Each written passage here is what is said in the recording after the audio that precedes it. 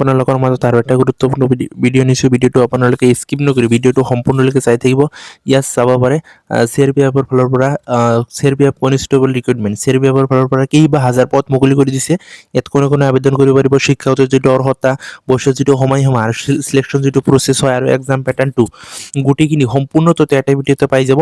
কেনেদৰে আবেদন কৰিব লাগিব সকলো তথ্য কৈ দিম। আপোনালোকে ভিডিঅ'টো স্কিপ নকৰি ভিডিঅ'টো সম্পূৰ্ণলৈকে চাই থাকিব। ইয়াত CRPF constable recruitment 2026 notification out. ইয়াত টোটাল যিটো ভেকেঞ্চি আছে 9195 পোষ্ট আছে টোটাল পোষ্ট। সকলো তথ্য কৈ দি আছোঁ। তাৰপিছত ইয়াত চাব পাৰে CRPF কনষ্টেবল ৰিক্ৰুইটমেণ্ট 2026 অৰ্গেনাইজেশ্যন যিটো নেম হয় চেণ্ট্ৰেল ৰিজাৰ্ভ পুলিচ ফ'ৰ্চ CRPFৰ যিটো ফুল ফৰ্ম হয় আৰু পোষ্ট নেমটো ইয়াত চাব পাৰে কনষ্টেবলৰ পোষ্ট হয়। কিন্তু ইয়াত কি আছিল ট্ৰেছমেন আৰু কি আছে টেকনিকেলৰ পোষ্ট ইয়াত মুকলি কৰি দিছে। ইয়াত কি আছিল টোটাল যিটো ভেকেঞ্চি আছে 9195। তাৰপিছত ইয়াত চাব পাৰে জব টাইপটো কি আছে ডিফেন্স জব হয়। তাৰপিছত এপ্লাই মোডটো ইয়াত চাব পাৰে অনলাইনৰ যোগেদি সেইটো আবেদন কৰিব লাগিব। আৰু কোনে কোনে ইয়াত আবেদন কৰিব পাৰিব, অসমৰ সকলো ল'ৰা ছোৱালীয়ে ইয়াত আবেদন কৰিব পাৰিব। ইয়াত কি আছিল কিয়নো হৈছে অল ইণ্ডিয়া জব হয় সেইকাৰণে কৈছোঁ। ইয়াত চাব পাৰে কি আছিল all India candidate male and female সকলোৱে ইয়াত আবেদন কৰিব পাৰিব, অসমৰ সকলো ল'ৰা ছোৱালী। তাৰপিছত ইয়াত চাব পাৰে CRPF কনষ্টেবল যি ৰিক্ৰুইটমেণ্ট 2026 যিটো চেলাৰী হয় ইয়াত চাব পাৰে 21,700 পৰা ষ্টাৰ্ট হ'ব আৰু 69,100 সেইটো কি আছে চেলাৰীটো দিয়া হ'ব। আৰু কি আছে লেভেল 3 ইয়াত মেনশ্যন কৰি দিয়া আছে। আৰু ইয়াত চাব পাৰে CRPF কনষ্টেবল ৰিক্ৰুইটমেণ্ট যিটো এজ লিমিট হয় 2026 যিটো মিনিমাম যিটো এজ হয় 18 আৰু মেক্সিমাম যিটো এজ হয় 27 ইয়াৰ্ছ। কি আছে 18 পৰা যে 27 বছৰ আছে সেই পোষ্টত আবেদন কৰিব পাৰিব। আৰু এপ্লিকেশ্যন যিটো ফিজ হয় জেনেৰেল OBCৰ কাৰণে কি আছিল ইয়াত 100 টকা দিব লাগিব। SC STৰ কাৰণে ইয়াত একো ফিজ দিব নালাগে, মাচুল দিব নালাগে। আৰু চিলেকশ্যন যিটো প্ৰচেছ হয় ইয়াত চাব পাৰে। আৰু পে'মেণ্ট মোডটো কি আছিল অনলাইন যোগেদি সেইটো দিব লাগিব, ক্ৰেডিট কাৰ্ড ডেবিট কাৰ্ডৰ যোগেদি সেইটো পে'মেণ্টটো কৰিব লাগিব। আৰু চিলেকশ্যন প্ৰচেছটো ইয়াত মেনশ্যন কৰি দিয়া আছে।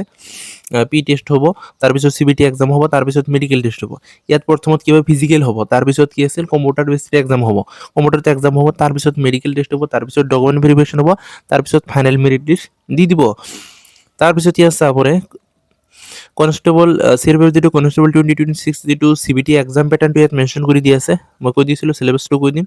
ইয়াত এক্সাম পেটাৰ্ণটো ইয়াত চাব পাৰে ছাবজেক্ট কুৱেশ্যন আৰু মাৰ্কছ ইয়াত মেনশ্যন কৰি দিয়া আছে। ছাবজেক্টবিলাক কি আছিল ইংৰাজী আছে, ইংলিছ, হিন্দী দুটাৰ ভিতৰত এটা ল'ব লাগিব। আৰু ইয়াত কি আছিল কুৱেশ্যন থাকিব 25, মাৰ্কো থাকিব 25। মেথ আছে, জিকে আছে, ৰিজনিং আছে, মেথো থাকিব 25 কুৱেশ্যন থাকিব, মাৰ্কো থাকিব 25। জিকে ৰিজনিং ছেম থাকিব। ইয়াৰ টোটাল যিটো কুৱেশ্যন আছে টোটাল কুৱেশ্যন থাকিব 100, মাৰ্ক থাকিব 100। কি আছিল এটা কুৱেশ্যনত কি আছিল 1 মাৰ্ক থাকিব। ইয়াত কি আছিল ইংৰাজী অথবা কি আছে হিন্দী, ইংলিছ হিন্দী দুটাৰ ভিতৰত এটা ল'ব লাগিব। তাৰপিছত মেথ, জিকে, ৰিজনিং ইয়াৰ পিছত কি আছে। তাৰপিছত ইয়াত চাব পাৰে এডুকেশ্যন যিটো কোৱালিফিকেশ্যন হয় শিক্ষাগত যিটো অৰ্হতা হয় 10, 12 আৰু গ্ৰেজুৱেট অথবা যদি 10 পাছ কৰিছে আবেদন কৰিব পাৰিব সেই পোষ্টত। 12 পাছ কৰিছে তেনেহ'লে আবেদন কৰিব, গ্ৰেজুৱেট যদি কৰিছে তেনেহ'লেও সেই পোষ্টত আবেদন কৰিব পাৰিব।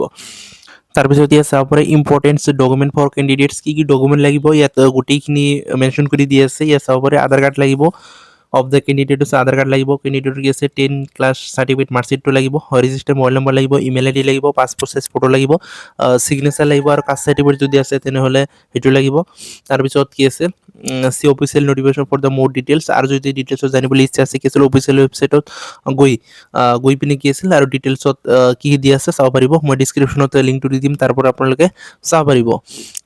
তাৰপিছত ইয়াত চাব পাৰে how to apply online for CRPF constable recruitment কেনেদৰে আবেদন কৰিব লাগিব সম্পূৰ্ণ তথ্য কি আছিল অফিচিয়েল ৱেবছাইটত গৈ পিনে চাব পাৰিব। তাৰপিছত ইয়াত চাব পাৰি ইম্পৰ্টেণ্ট যিটো ডেট হয় ষ্টাৰ্টিং যিটো ডেট এপ্লাই অনলাইনৰ কি আছিল ইয়াত এপ্ৰিলৰ কি আছে 20 তাৰিখৰ পৰা অলৰেডি ইয়াত কি আছিল ষ্টাৰ্ট হ'ব এপ্লিকেশ্যন। আৰু ক্লজিং যিটো ডেট হয় মানে লাষ্ট ডেট যিটো হয় মে' মাহৰ কি আছিল 19 তাৰিখলৈকে সেই পোষ্টত আবেদন কৰিব পাৰিব। যদি আবেদন কৰিবলৈ ইচ্ছা আছে আবেদন কৰি ল'ব, কিয়নো সেইটো ভাল পোষ্ট হয়। CRPFৰ কি আছিল 30 মিনিট পোষ্ট হয়, পোষ্টবিলাক ভাল আছে। তাৰপিছত ইয়াত চাব পাৰে চেলাৰীটোও ভাল আছে।